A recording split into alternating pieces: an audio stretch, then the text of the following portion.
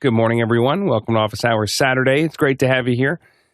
If you're watching us on YouTube, you can find out more about what we do by going to officehours.global. We answer your questions every day on media and production, so you get those questions into us via Makana or by going to askofficehours.global. That's askofficehours.global, and that one's open 24/7. So if you get a question, comes through, I stumbled upon this throughout my day, I need some help, we've got a panel here to answer that question for you. And we've got some questions today. Mark, let's go to the first one. Thank you, CJ. Our first question is from Paul Wallace of Austin, Texas. Mattercasting, a new protocol for casting content from an app on your phone to an app on a TV or display, is rolling out to compatible Fire TVs. Is there a production application for this? Go ahead, Chris. In smaller productions, maybe. I mean, it's not really much different than its competitors, and right now it only works on Fire TV. So right now, I imagine that very few people would use it in production. But if it grows, it's Matter, which is Google and Apple and Amazon. So they may implement it in some ways, and if it grows, it possibly could. But it's wireless, so in a big time production, you're always going to want to be wired anyway. So yeah. I was going to say the same thing. I was thinking to myself, at first I was like, well, nobody would really use a Fire TV in production. Even, there's a small set of people that would even use what most agree is the best is an Apple TV for this situation in terms of being the best built hardware.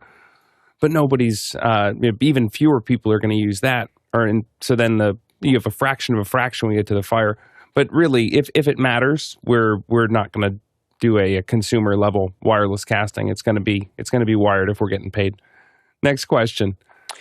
Douglas Carmichael is saying, I've heard devices called Optogates, which are infrared noise gates that mute and unmute based on proximity. Is this what the Lewitt Ray mic basically does? And he gives a link. Alex, enter the Optogate. And he puts a link out. This is the link of this little sensor here to have a noise gate. I don't think so. I don't think that it's. I think that it's. I don't think that it's looking at proximity for it. It could be, but I think it's very unlikely. It'd be a horrible idea. Like this little button here, this little thing here. I would never put that on a mic. The chances of that being wrong is very high. There's occlusion issues. There's, all kinds of, there's just so many problems with that idea. I don't think that Lewitt is doing it, and I definitely wouldn't use it myself. And not just the chances of it being wrong, but the consequences of it being wrong. Yeah, exactly. It's like, the risk is the chances of something going wrong to the power of the consequences of that going wrong, and so the times the consequences. And so if you have a high chance that it's going to go wrong, and then a high risk, or a high consequence, very high risk. so I wouldn't do that. Next question. Andy Korkendorfer from Vieira, Florida. Is there a past office hour that covers AWS virtual machine setup for live video production? Thanks. Samuel? Yes, there is. It was done by Tucker.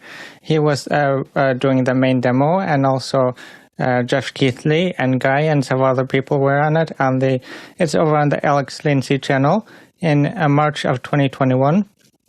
They did a demo, and most of the meat of it is posted in two videos. So I'll post the links to the chat, in the chat, Mukana chat. But it was over 3 years ago, so there are a few differences now. What they recommended there isn't really so relevant anymore. So you want to look at nice DCV instead. Go ahead, Chris. Yeah, just an easy way to find it is just go to officehours.global and search for AWS, and they pop right up. It's a whole series. It's like 5. I didn't realize that was a feature. There's like 4 or 5 little videos right here. I was like, this is great. I just learned so much. Next question. Can't hear you, Mark. Talak Lopez Waterman from Wilmington, Delaware. A Frame IO follow-up and a question. It turns out that the clips that said processing were actually upload failures. Why not label it as upload failures instead of processing? The solution was to erase them all and upload them from my laptop? Alex? I don't know the answer to this, but I think that one of the things about it is that Frame.io often will keep on trying, and even if it fails and it can't put it back together, it doesn't know how to quit. So I think that it has to do, I believe, with the multi-lane system that it uses to pull things up, that it may be waiting for another lane there. It would be nice to, at some point, for it to just give up. It's probably good to give them feedback on that. As a quick reminder, today we will be putting out a call to action if people want to be part of the beta of V4 for Frame. So you can get that in and then give suggestions if it still doesn't work for you. But we're gonna have a pretty private grouping of us able to play with the version 4. So stay tuned for that. Next question. Paul Wallace from Austin, Texas is back. The Lewitt 2 that Alexander Knight revealed looks insanely great, but only one XLR input. How would you hook up 2 microphones to it, and how does it compare to the Lewitt 6? Go ahead, Chris. So you can't. It's got one mic input. The second input is a high impedance instrument input. And this is, I feel like, in audio interface manufacturers, they give their names based on the most, like, the inputs, like the most generous way of calculating inputs. Like I have a Lewitt Connect 6, right? And the Lewitt Connect 6 has 2 XLR inputs. It has an aux input, which is stereo, so that counts for 2 inputs. And it's got a phone input, which is stereo, so that counts for 2 inputs. Adds up to 6. And, I don't really have 6 inputs. I have 4 at best. And so I think that's just how manufacturers kind of work. And you see a lot of the devices that have ADATs, those count as inputs, even though you can't use them unless you buy another device. And so it's just, you gotta, when you're buying these devices, you can't just go by the numbers. You gotta actually look and see what the inputs are and how you can use them. Go ahead, Alex. Yeah, sometimes it's important. I mean, you can try to build something that's for everyone, or you really focus on one group. And I think that this is really focused, if you look at their marketing, on musicians that want to play online. You got a place to put your guitar, you got a place to put your mic, and that's probably what they've decided is their core market. I think they also saw an ancillary market of people joining shows like this and being able to have, because every time you say, I'm going to add another microphone input, that microphone input might cost you $8, to put it in hardware, but then you're going to make it bigger. By the time it gets to the MSRP, it's going to be 3 times or 4 times as much. And so you're going to end up adding $30, $40, $50 to the end MSRP based on adding one more input. And that's minimum. That's not the engineering. I would say it might even add $100 to what you'd have to charge to make that worth it. So, you're trying to make it cost effective, and you're trying to make it, sometimes aiming at your audience is really important there. So definitely, that's probably what I think for what the mission that they've designed for it. I think it's looks like a really, really solid solution.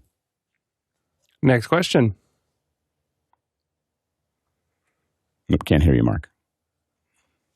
Next question is from Gordon Lake of Los Angeles. When using the iPhone as a webcam for a PC laptop, is Camo the best solution? Go ahead, Alex. It depends on how you're interfacing it. I'm assuming when you say Camo, you're using the USB to USB connection between the iPhone and the PC. I think that probably is the best solution to do it.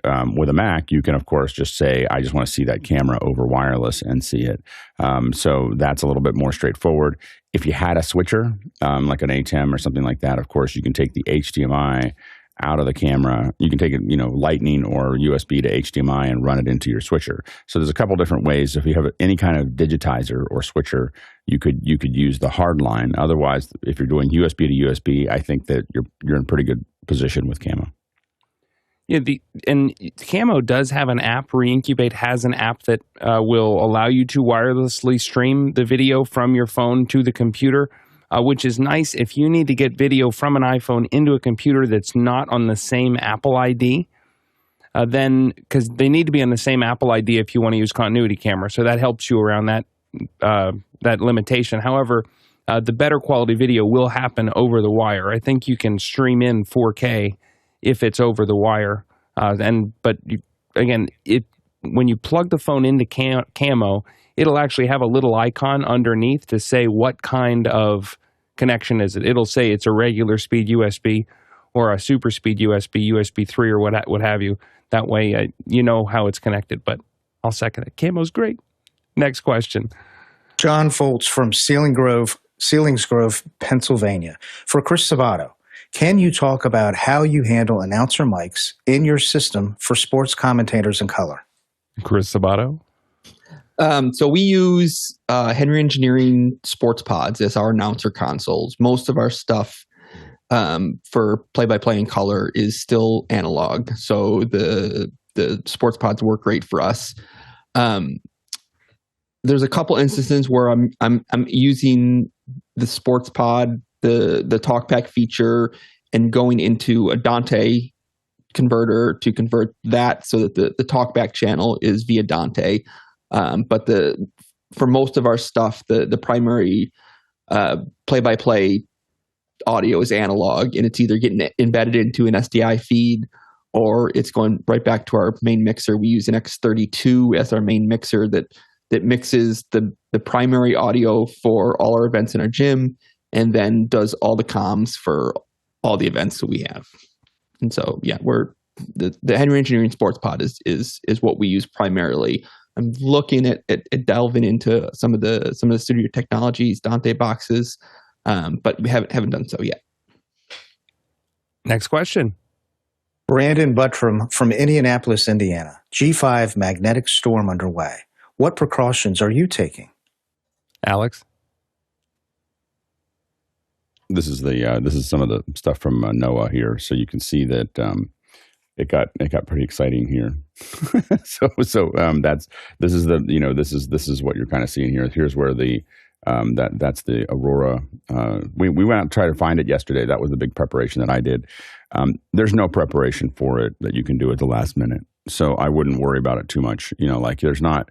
It's either going to fry everything or not fry everything, and you're just going to have to live with that. Over time, you may want to think about more, I know people think that everyone's got tinfoil hats and everything else for this, but there's a lot of government agencies that have written a lot of papers about how worried they are about these.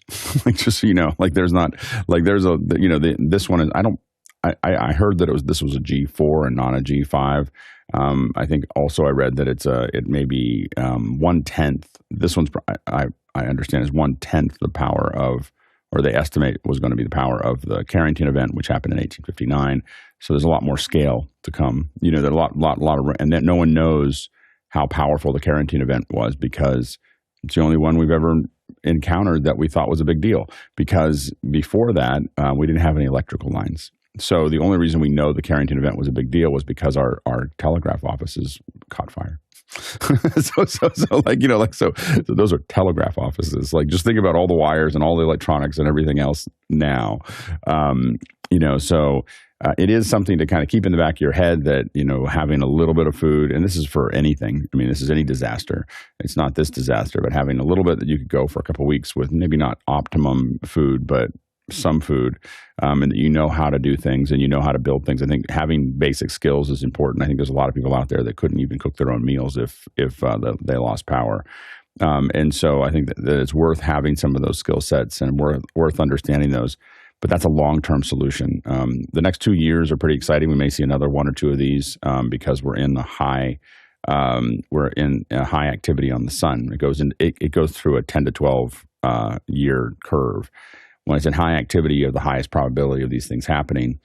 And there is, I was told about a 12% chance per decade that one of these could be as big as the Carrington event, and that would, possibly be catastrophic. It's not like the power goes out. Think about the power going out for 6 months. And things catching fire and nothing working, and there's a lot of things that and no one knows exactly what it is. But it should make you feel better that there's a bunch of money from our government going to trying to figure out how to sort that out.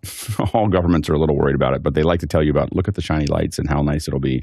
They're not telling you there's a bunch of people in the back end that are running around trying to figure out how big this is going to be, because we don't know how big it's going to be until it's 30 minutes away. So we know that it's coming towards us, that we have the trajectory, but until it hits an EU satellite 900,000 miles away, we have no idea. We have a sense, but we don't know the scale. We also, all of our satellites sync. So they don't sink to the ground, but all the satellites droop down. They go out of their trajectory when these things hit. So it may take them days. Now, it doesn't look like we've lost very much so far, but it could take them days for them to recover, knowing where the satellites are. And that means the satellites could run into each other. They could do. There's a lot of concerns there. So it is a pretty big deal. There's a lot of people that are really worried about it, but what they send out in press releases are, look at the shiny lights. Because there's nothing. The reason that they do that is there's nothing you can do. Like there's nothing. This is so big. This is like having giant massive tornadoes potential. And there's nothing you can do about it. So just enjoy your life and know that life is precious and fragile. Next question. Next question is from Paul Wallace of Austin, Texas. What's the farthest south office hours folks are seeing the northern lights caused by the coronal mass ejection we're currently experiencing? Hot Springs, check. Texas, check. Go ahead, Chris. So I am so disappointed because I didn't see it, but I could have. And I'm from Buffalo, and so I'm scrolling through my socials last night, and they're obviously 3 hours ahead. And so I'm seeing all these pictures from all my friends from back east about the posting these photos of the Aurora Borealis from Buffalo, which is amazing. And I'm like, oh, we're farther north in Oregon, we'll definitely see it. And so before we went to bed about 10 o'clock, I peeked outside and was like, no, nothing. And I wake up, and there's all kinds of photos on the socials from people around here that have seen it. So I guess I didn't wait late enough. But also, one of the things that seems to be happening is like depending on where you are, you may not be able to see it with your naked eye, but if you take a picture of it with your phone, it shows up in the picture. So for those on the edge that are looking out and may not see anything, that may be something. I'm gonna try that tonight, and if I don't see it, take a picture with my phone and see if it shows up in the phone. Alex? Yeah, I went out last night. I know in Northern California and couldn't see it. I mean, I saw what looked like maybe some blue striations, but they were so subtle. And I put my phone up and I didn't see anything there either. Took a couple pictures, so I haven't been able to see it in Northern California. My son and I went out we found a dark area that didn't have any lights and didn't have any, and we didn't see anything. Go ahead, Samuel. You get northern lights all the time, I bet. Yeah, well, I definitely didn't see this here, but sometimes in the winter we have a lot of northern lights, and actually you see it a lot better with the phone when you take a photo of it with the phone than you do in real life. So it's kind of, you see all these here beautiful photos with the bright green colors or the bright red and pink colors, and it's not quite as fantastic in the real life. So, Samuel, is there a time of day, or is it purely the light? Like, is it just whenever the sky is darkest that gets it, or is there any sort of thing in the atmosphere that changes as the night goes on? It's the atmosphere, yeah. It's in the northern lights. I'm not an expert on northern lights, but it happens sometimes within the winter, especially. Then it's dark here. In the summer, it's so light that we don't often see it so much, but it's a lot in the winter, and this January I think was especially much. I'm fingers crossed. I had a rainy night last night, so I didn't even get to try. But hopefully tomorrow. The news really sensationalizes it, and they're like, you can see them in Alabama, and then you're like, oh well, if it's in Alabama, I can see it. Then you look at the map, and it's nowhere close to Alabama. But whatever gets clicks on the headline. Next question. Next question is from David Brady in New York City. Follow up on the NDI Discovery server limit on NDI Access Manager Mac OS X. Would using round-robin DNS work? Chris? Full disclosure, I'm not an expert on round-robin DNS, but my understanding of it is it's more of a load balancing technique. And so when you request an IP address, it alternates what it actually gives you back, and it doesn't send it to all. I think what you were hoping is that when you send an MDNS request, it would go to both. You could set it to go to both servers, and I don't think that's the way round robin DNS works. Next question. Oh, can't hear you, Mark. Next question is from Sack Stalwart.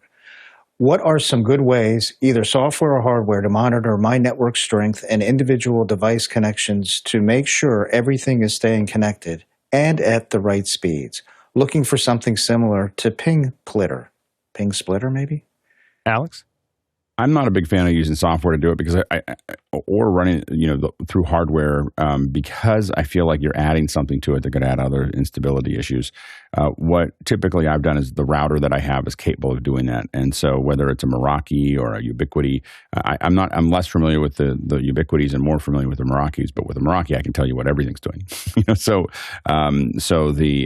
But you look for your router. Dream Machine Pro probably will give you that. I know that even on the very small Ubiquiti stuff that I have, it tells you what everything that's connected and how it's using bandwidth and everything else. So I'm going to assume I'm getting ready to switch over to a Ubiquiti network in my house, and I've been doing that for years. But I will eventually get it switched over. It's just I keep on buying cameras and mics and things instead of a router.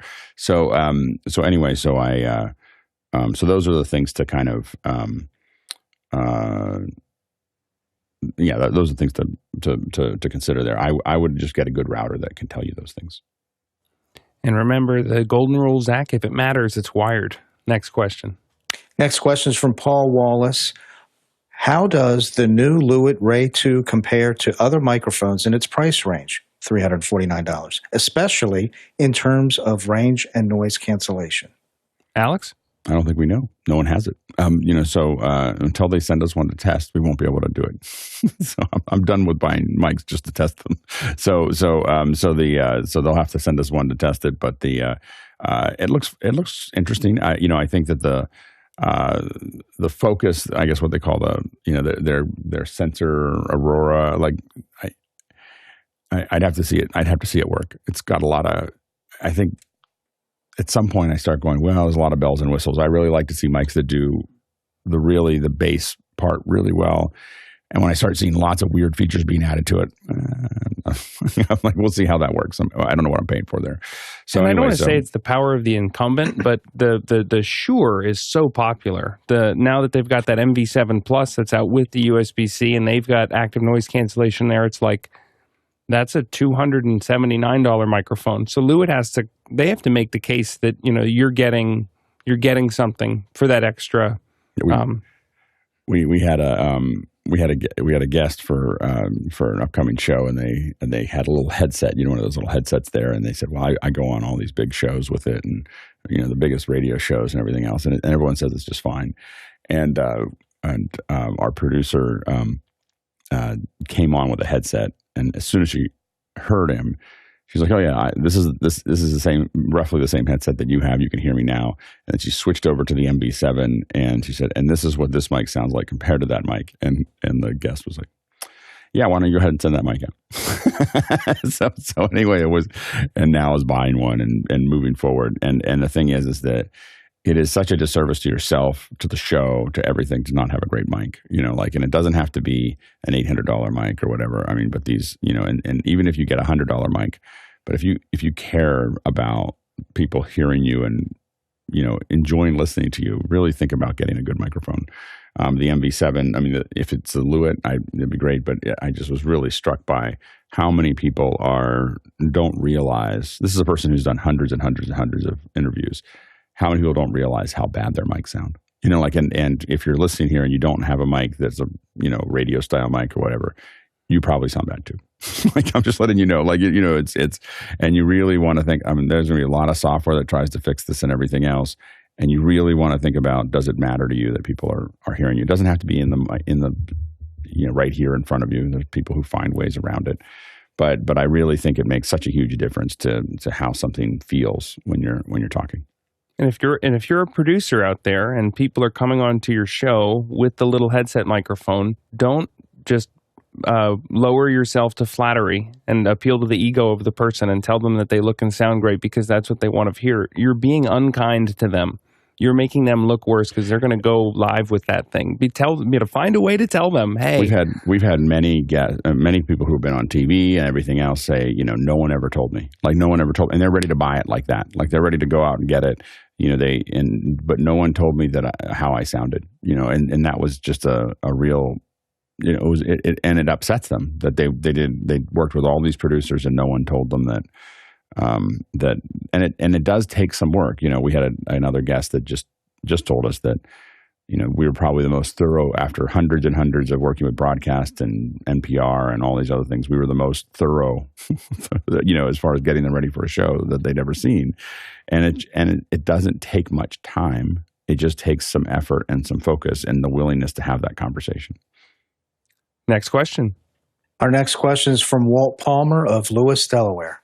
Recommendations for a moderately priced FM receiver radio with muting. While monitoring my FM signal and the carrier drops offline, the white noise floor is too high to trigger the silence monitors. Alex? FM. It was a radio. Sorry, Walt. I was just like, I haven't, I don't know about, you're talking about a receiver. It seems like what I would do is take a receiver and push it into something with a gate. Is that what you're trying to do? I think you're trying to make it go quiet when it's not. You want it to mute, but you don't really want it to mute. You want it to open and close based on I think that what I would do is run it through something that has a gate. And Mark, do you know what the details would be around this? I don't know the details, but I'm waiting here instantaneously for a text. Yeah, exactly. But I think that if you're monitoring an FM signal and the carrier drops offline, the white noise is still too high to trigger the silence monitor. What I would do is run that through a gate processor that just is, you can turn the gate to wherever you want it so that white noise will turn off. And I think that if you tweak that and then you play a little bit with the attack and decay on it and how far it pushes it down, I think that, and you can get boxes that are just gates, so I wouldn't worry about the receiver. I'd use the receiver that you have now, and then I put it in there and then run it through some kind of gate to turn it off. Next question. Next question is from Douglas Carmichael. The proposed AM radio for Every Vehicle Act cites emergency response as a justification. However, the modern broadcasters relying on IT infrastructure and solid-state transmitters, wouldn't they be as vulnerable as other critical infrastructures? Alex? No, I actually think it's really important they leave the radios in the cars, because there's it's much different to lose the internet versus lose radio broadcast, because radio broadcast can be stood up, relatively easily. And if the internet goes down, if it's all IT, all wire, there are a bunch of core infrastructure things that are China, for instance, could take down the U.S.'s internet, but taking down its AM and FM receivers would be very hard. Or harder. So, and all of them, and not have people be able to put something back up. So I actually think that from a security perspective, I think and I think it's more about that. I mean, it's not about like what we're dealing with potentially this weekend, but it is more about, there are a lot of things that could take out your ability to communicate with people on the road, and that FM and AM would still be something that was available to them. And so I think it's crazy to take, you want to be able to know that you could put up a sign on the side of the road and say, tune into 98 point whatever, tune into 101 whatever, and we'll tell you what's going on. Like, that is a very powerful tool. And it is most powerful when something horrible goes wrong. And so it's really, I think that it's a bad idea to take radio out of cars. Mark? So what's interesting about all of this is that AM radio is the least expensive way to get a signal to mass numbers. And I read somewhere that I believe it's like 75 stations cover the entire country in AM, whereas FM, it would take a lot more, and even more with TV and everything else. So it's just the most efficient way to broadcast a message to the large masses. Well, think about the clear channel stations too. You've got I remember when I was in college, I somehow talked myself into like the 1 a.m. talk show segment on WGN, and I walked into WGN in Chicago, and they were like, "Oh yeah, we're the only 720," and they were explaining to me what a clear channel station was. You can get it anywhere. We're the only 720. Oh yeah, and at nighttime, we've had people call in and say they've heard us from Mexico when it bounces off the ionosphere. That's one transmitter. That is bananas. Yeah. Yeah, sorry, I cut you off. Well, and they if you not clear channels, but if you they have different, like at nighttime, one of the things that happens is smaller channels have to turn off at night. As soon as the sun goes down, like I worked at a channel where we had like at the end of the day, there was no overnight shift, in the station that we were on, is because it would, as soon as the sun went down, we were done. And when the sun came up, we started up again. And it was a funny thing to have a channel that is only on during the day. And is it that the AM waves bounce off the ionosphere at nighttime? So a higher power station cover. It's because the smaller stations will go a lot farther, and they'll get into the space for the larger stations. So in our case, 1510, there's another 1510 somewhere, I don't know where, Virginia or something like that had priority, and so our signals could go into their signals at night, but they wouldn't go there during the day. They wouldn't cover that. They wouldn't go that distance. And so, and then what happens is you're in that. It creates a lot more of that blend where you're hearing two stations at one time coming into your radio. And no one likes that. Mark? So I don't know a lot about this, but there is a website called radio-locator.com. And when you go there, you can type in a city or a state and get all the stations. You can type in the call signs and get the stations. It'll show you a map of the daytime broadcast for an AM station and the evening broadcast. Sometimes they don't have to turn off; they just have to turn down.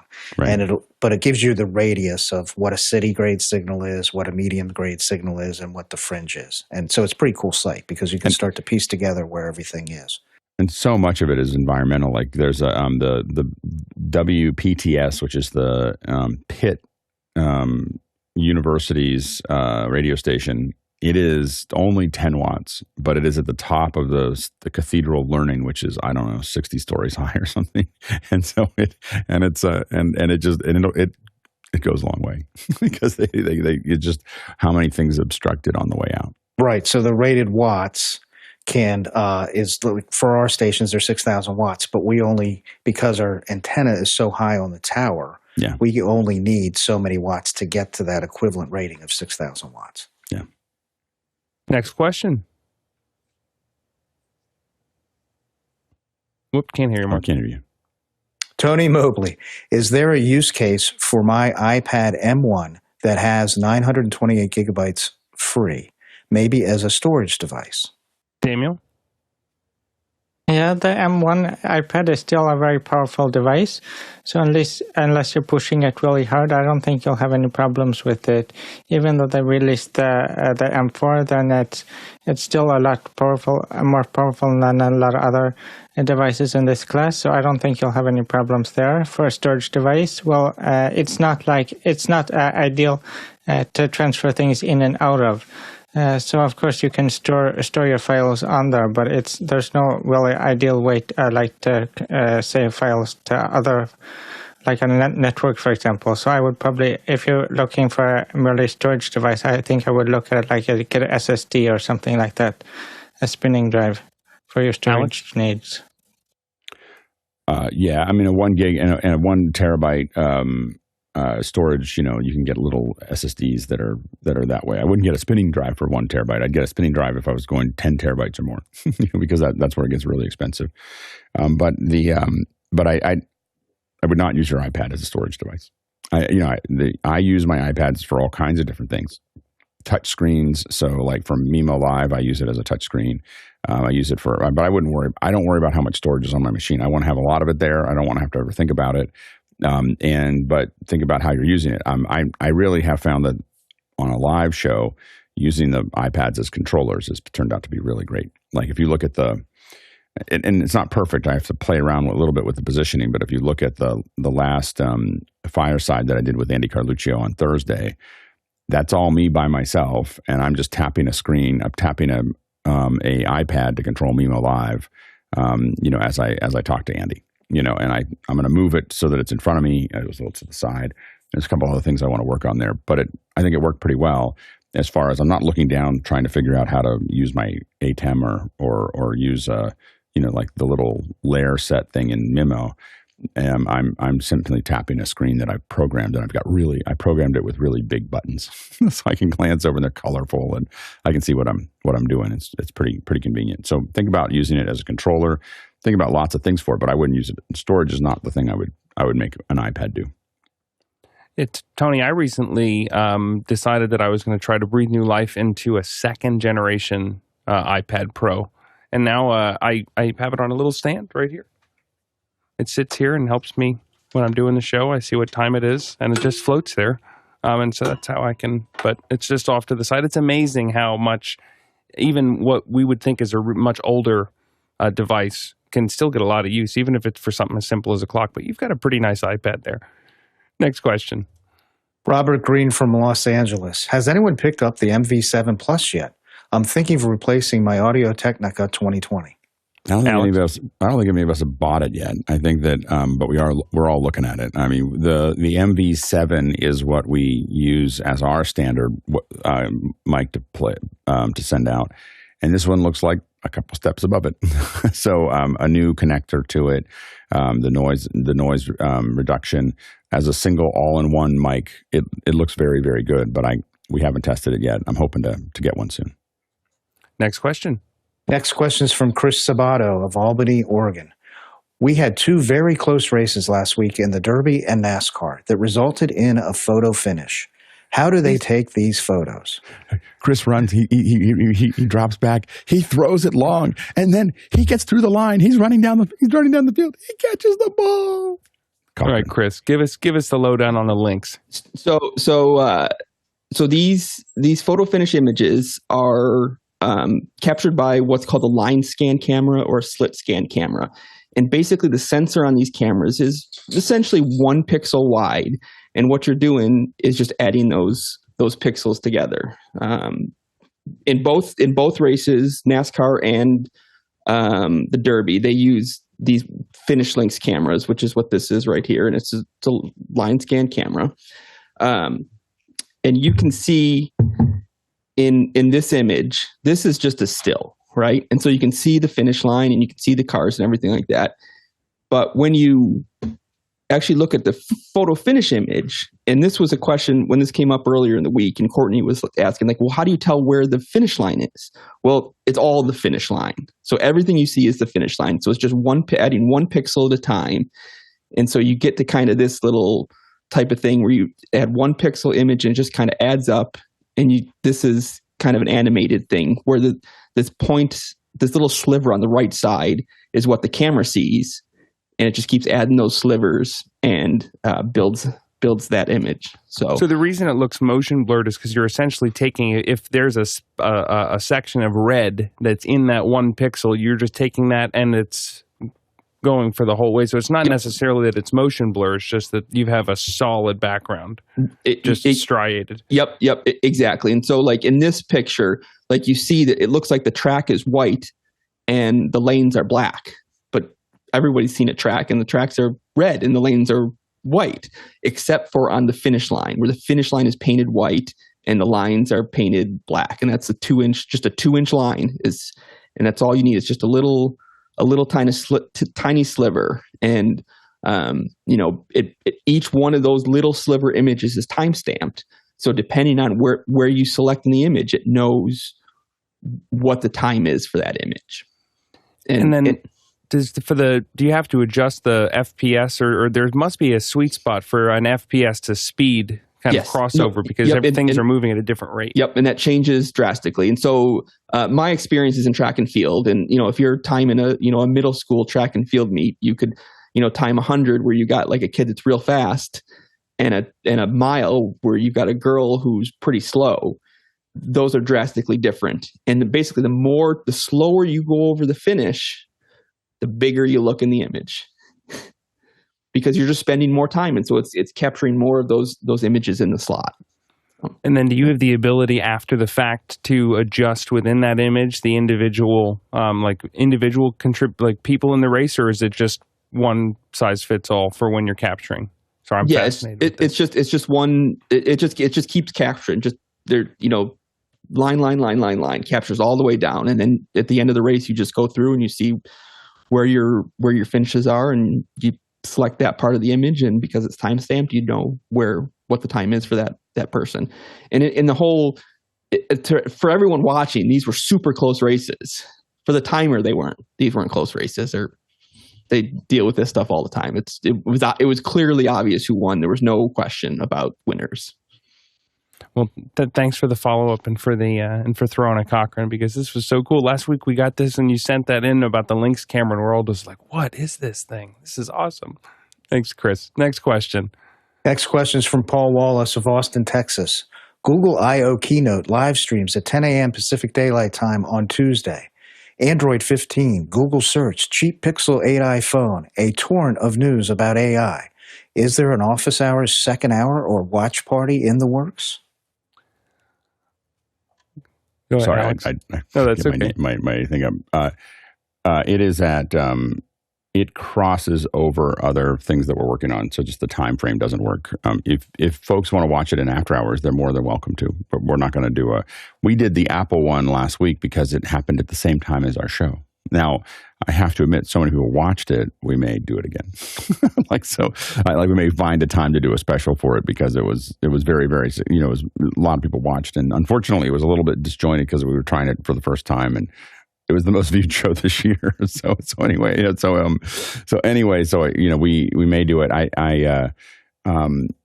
We had some, ideas that the Apple announcement would be very directed towards media professionals, and I think we were right in that area. I don't know if the Google one will be as focused on that, but at the same time, again, we just have some conflicts with this Tuesday, so probably won't be able to do it. Next question. Next question is from Gordon Lake of Los Angeles. How would you get a Zoom Tiles gallery into an ATEM switcher? Alex? Yeah, so one of the things we haven't played with it that much yet. It's just coming out. But from what I've seen, you should be able to just have, you can define what the output for it is. So what's really interesting about Tiles is you can tell it whatever resolution you want it to go out at, or whatever frame you want to build with that Tiles. But you could make that frame 1080p or 3840 or by 2160. So you could do those. You could make the resolution 4K or 2K or whatever you want to do. Then that's just coming out of your computer. That Tiles image that you created is coming out of your computer as HDMI, and I don't know whether it can see. I think right now it's NDI, but I think that you will be able to just send that frame out as a 1080p frame the way you've designed it, and it'll appear. And so I think it's going to be pretty exciting, as it rolls out. I believe that for the next generation of what we're doing here, it'll replace the MV16s that we use right now to do those pieces there, because we can now design it and have it look any way we want. It's pretty exciting. Next question. Next question is from Tony Mobley of Newton, Georgia. As this past week was Teacher Appreciation Week, Alex, do you have suggestions for educators in terms of what they should be doing in terms of their educational development with technology this summer break? Alex? I think video keynote. So, if I was going to say, I actually was talking at an education thing, and I think that the most important tool for teachers to really work on is their keynote skills and their ability to produce videos. So I would say, using their phone as a camera, I think that's all they need. And then being able to understand how, Keynote can build whole videos. So you can build a video that you can you can send out to your students. And so that's the thing that I would take a look at. The most teachers really need to work on, from what I've seen from my kids, when I go to their classes or we go to teacher nights or whatever, is most teachers really just need to work on basic ball handling skills as it relates to doing presentations. I'm sure that, coming out of academia, science, government, generally are text heavy. And I think the only people that end up in those organizations running them are people who are good at text heavy, but 90% of the population is not. So, and so the thing is that understanding how to build solid slides, understanding how, and whether that's Keynote or PowerPoint or Google Slides, whatever teachers are doing, understanding how to build highly visual slides with very little text that underlines and illustrates what they want to say rather than trying to say it at the same time they're saying it would transform many classrooms. Like just that piece. The second piece is thinking about going to a more conversational experience with the students means taking your lecture, making a keynote out of it, recording it, so understanding a little bit of audio, recording it, sending it to the students. If If I was a teacher today, I'm not. I don't even I have no degrees. So, but if I was a teacher today, my homework would be videos that it would be a mixture of videos that I made, YouTube videos, everything. I want you to watch these videos. That's your homework. I would never assign students things to do at home. I would assign them things to watch at home. So watch these things, and then we're going to ask you some questions. There might be a little test on it when you walk in, but most importantly, we're going to have a conversation about it now. So what are your questions, and what do you have it there? And we'll talk through some of the key points. And we'll do things together, and we'll work on it. What I want is them to be discussing and doing things when I'm in the room, so I'm not putting pressure on their parents to try to figure out these answers. I want to answer the questions for them while they're there, and I want to use the time that they have at home or the time that they have off on their iPhone watching the videos that I made for them. And that, I think that you would find that a lot of students would enjoy it. They'd learn a lot more. The key with videos, and I ran into this totally by accident. I had a class that was that collided with another class. They somehow double booked me for the same class all week for this summer camp. So what I did is I just made videos for each one of them, and then I just went back and forth, and I would just see how they're all doing, and I would give them little introductions, and I'd hand them the video and give them a little introduction, hand them the video. They were much more effective classes than I had ever taught before. The students did better. They learned faster. And when I watched them in the behavior, because by the third day or fourth day, I realized, this is going way better than when I taught the class. I realized what was happening is that the slow students were able to rewind, and the fast students were able to accelerate, go at 2x or 1.5x. And so the students were all getting the information at the speed that they needed it at. The problem with lecturing is you can't do that. You can only go at human speed. And so there's a small sliver that you're going just the right speed, and there's a bunch of people that you're going too fast, and a bunch of people that are going too slow. So delivering videos but I would say that the most important thing for teachers to do is deliver videos as their lectures and stop lecturing. Just stop talking for a long period of time. Socrates figured this out like 2,500 years ago. Like, it's not like a new concept. Have conversations. Next question. Our next question is from Mariella Shusha Mayera. What is brand identity, and how can I use it to market myself to this group as a newbie?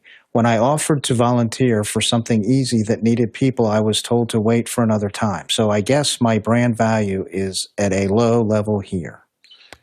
Alex? So we have a meeting at the first meeting of every month. So the next one's coming up in June, where we do the first one every month. We meet for new volunteers. Come to that meeting. That's where you need to be. So come to that meeting. We'll give you an introduction. You can ask questions, and we'll meet you, and we'll talk to you there. But you want to fill out. You want to go to officehours.global/volunteer. You'll see a bunch of options. You can say what your interests are. Someone's probably going to reach out to you pretty quickly after you do that, because we are, in the past, our volunteer program has been pretty, rough around the edges, just because there's just not that many people working on it. We've got a larger team now that's working on it. They're really doing well, and they're picking up speed. And we have a lot of new volunteers coming into the system. But the best time to come, if you haven't done it before, is first fill out that form, and then make sure to come to office hours. Come to our first meeting, and you'll see an announcement inside of Discord as well that says this is, and you do, if you are, I assume that you're getting our emails, and if you're not, you do need to go to officehours.global/join to make sure that you're getting the emails. Make sure that you're in Discord, which is a link inside the emails. You'll see announcements about this on Saturday morning, but 9 o'clock, first Saturday of every month, we do a new volunteer meeting, and that's where you want to be. Is that right? Did I say that right? Or is it a new panel? Is it a new? It's a panelist meeting today. Oh, so the new volunteer meeting, I am completely wrong, and your timing is perfect. Sorry, I get the dates all wrong. Next week is the new volunteer meeting, not the first week. So it's the third week. Sorry, I just did that. Third week of is the new volunteer meeting. It'll happen Saturday at 9 a.m., and you can come there. We'll give you an introduction to being a volunteer. We'll answer your questions, and that's the best way to get in. Next question. Next question comes to us from the QR code. It's Lon Keller of Moorhead, Minnesota.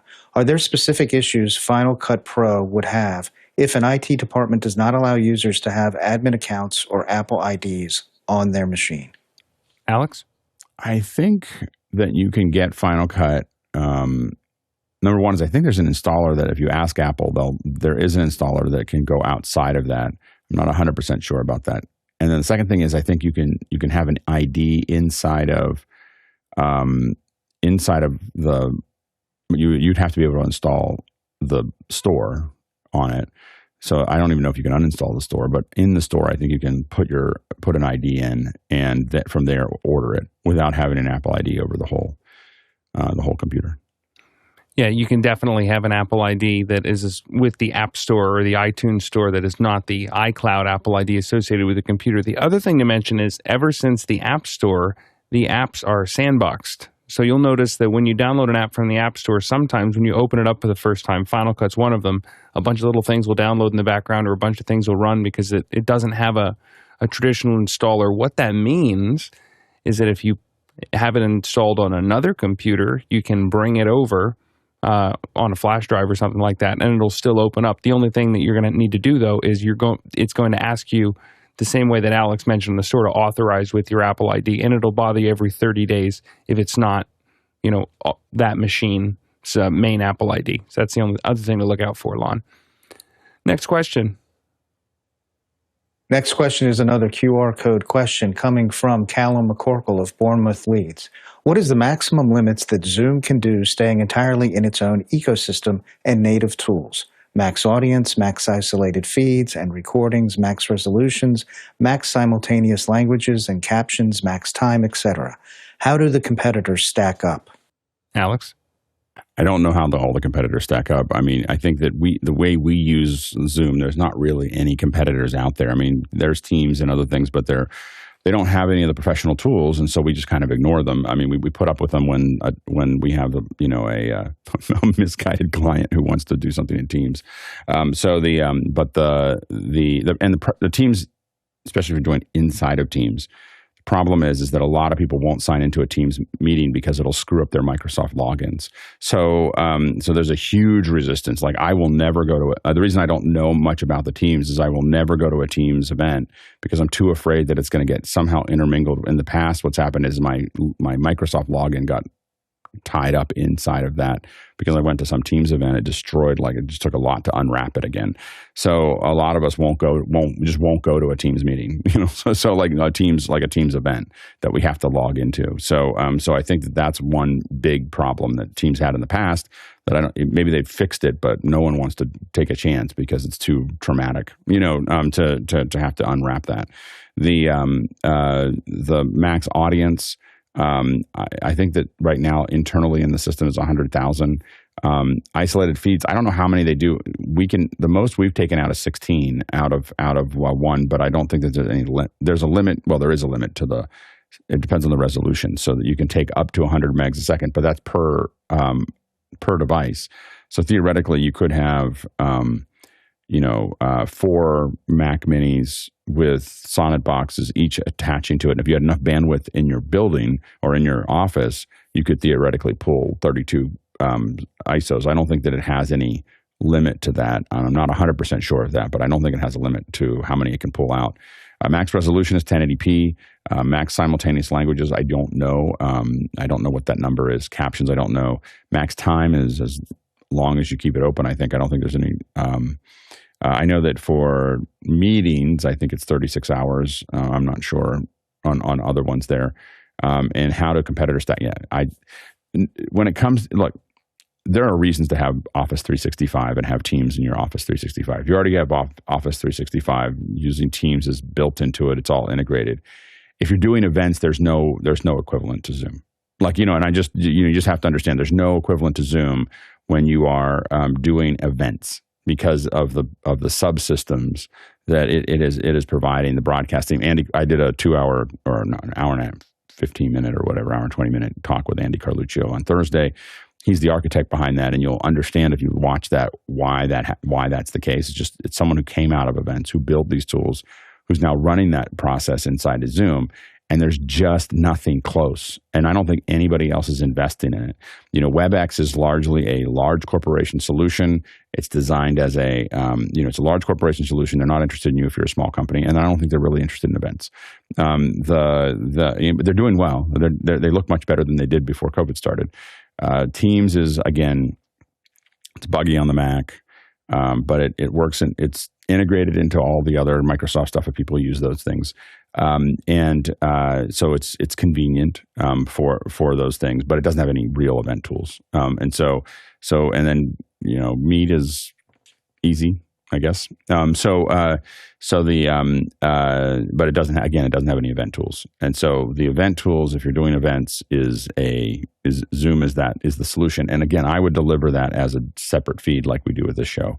But if you want to have people integrated, you can also, we've done events where we do put someone in a different meeting, have the speakers, bring them back into the main meeting. It can be done. Next question. Next question is from Mickey Makachor from the Philippines. Chris, who typically is responsible and in control of the line scan camera? Is this the game official timekeeper? Chris? Yes. That's who it is. Who the official timekeeper in depends. Admittedly, most of my experience is with track and field athletics for the world community, and who that official timekeeper varies drastically. At the Olympics, it's Swiss timing. They are the official timekeeper for all the timing events at the Olympics.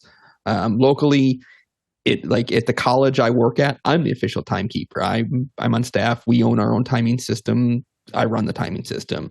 A lot of other small schools, they'll hire a timing company to come in and run the timing system. And so it's whoever the hired timer is for that particular event. That's who's in charge of running the line scan cameras.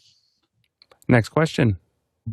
Jesse from Glendale, California used the QR code for this. Bill, you mentioned the Qual-Comm world. So casually, I felt like I should have known the phrase. I don't. Would you be kind enough to fill in the vapor gaps in my brain, or at least spell it so I can Google it later? Bill? Alex? Good. Qual-Comm. It's pretty much the way you spelled it there. Qual-Comm they are the makers of the Snapdragons, but they're also the makers of many of the modems. I think when Bill was talking about it, he was talking about the modem world, where they've really they have the patents, and they've really figured out how to do these 5G modems and the cell modems incredibly effectively and quickly. And Intel is another manufacturer. Apple wants to be a manufacturer of it, and the Intel chips have never been as good as Qualcomm's. And so, and it's always been a problem that for instance, some of the phones that Apple puts out are slowed down. What Qualcomm's complaint is that they slow down the Qualcomm chips because they're so much faster than the Intel chips, and you don't know which one you're going to get when in the phone. And so Apple wants to make sure everyone's kind of on an even playing field, but the Qualcomm chips are dramatically better. And so Apple wants to do its own modems because Qualcomm has been charging Apple a lot of money for using those chips. But it's really a hard thing to do well, and Qualcomm is the best in the world at it. The other thing, Qualcomm has been, with the Snapdragons, they've been of late comparing their performance to that of the M chips from Apple. And so when Apple came out with the M4, I think Bill had quipped, we'll see what happens in the Qualcomm world after that. Because they're jabbing back and forth. They're not close. I don't think they're as close as they say they are. Chris? All right. Courtney's not here, so I'm going to be the Windows guy today. The Qualcomm, there is a Qualcomm Windows chip that they're comparing to. They're not they're not the M4 level because no one's seen it yet, at least in a desktop. But they're comparing the Qualcomm level chip in Windows. I think it was the M2 is what it is. So they're in the ballpark, but they're not there. But they're coming. They're coming. All right. Thanks, everybody. It was a wonderful Saturday Q&A to share with everyone. Coming up on Office Hours this week is a very exciting week. We've got a spreadsheet extravaganza on Monday. I'll be representing the Excel camp to come in. I'm not sure if we're going to do some kind of competition, but I always am excited about that. Tuesday is Bert Monroy, which is so exciting. This is one of the greatest digital artists in the world. Is coming in to talk to us about. He's a Photoshop Hall of Fame inductee. I mean, this guy's serious. Definitely come in, get a load of that. Radio program director and DJ Bill Wax is in on Wednesday. Thursday, we're going to be talking about picking lenses. And then on Friday, we're going to be wanting to hear from you and brainstorm ideas on what sorts of things would you like to hear about for infrastructure and logistics on Fridays. Of course, you can come today at 9 a.m. Pacific, noon Eastern. I always have trouble with that, for our panelist meeting. So if you're a current panelist or you were at the new panelist meeting last week, this is a Sunday-style meeting, 4 panelists. And then tomorrow, obviously, we have our introspection Q&A episode, which is not released as a VOD, but you can always get it in Makana. A couple thank yous. Thank you to our back-end crew today and every day for waking up and getting up and making us look great and sound great, cutting the show. Thank you to our panel for being here on an early Saturday morning, giving us some of your weekend and some of your expertise. It's always appreciated. And thank you to our producers for asking the questions and keeping us always wanting to be on the bleeding edge of in the know so that we can be of service. We did push some questions back today. We're doing a little bit shorter shows for Q&A now. So if we did push your question back and it was in Makana, it'll be in your notes section. If it was a QR code question, we'll get it in on Monday or Tuesday. All right, thanks, everybody. We've got the Tulalip Traversal today, 49,000 miles. That's 79,000 kilometers, 387 million bananas for scale. We'll see you in after hours.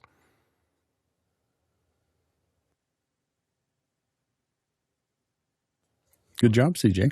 Good morning. Good job, Mark. Good. No, Chris, good I to don't see know you. about that. Well, that's good. You get the hang of it. Samuel, and Chris. Samuel's always good to see you on Saturday. Thanks so much for coming. I get the. This was a really cool week. I was on a panel with Guy. I was on a panel with Chris. I was on a couple of people I don't normally get to be on with, which was fun. Alex, did you see that because it's the 85th year anniversary that Wizard of Oz is going to be screened in theaters? I saw the Wizard of Oz and The Matrix. Because Matrix is 25. Yeah, I'll tell you, it's not. The Matrix isn't very fun to watch in the big screen. Oh, because of how bad the CG is? The CG is pretty good, except that they made it all 1080p. And so what happens is you see this shift back and forth between the 4K and the 1080p, and it's a little distracting. Like the resolution jump back and forth between the two is hard to watch. I did see it. I did see it on the last anniversary. I don't know, 5 years ago or whatever. I saw it. It was in Dolby theaters, and I think that I've seen the Wizard of Oz in C Theater in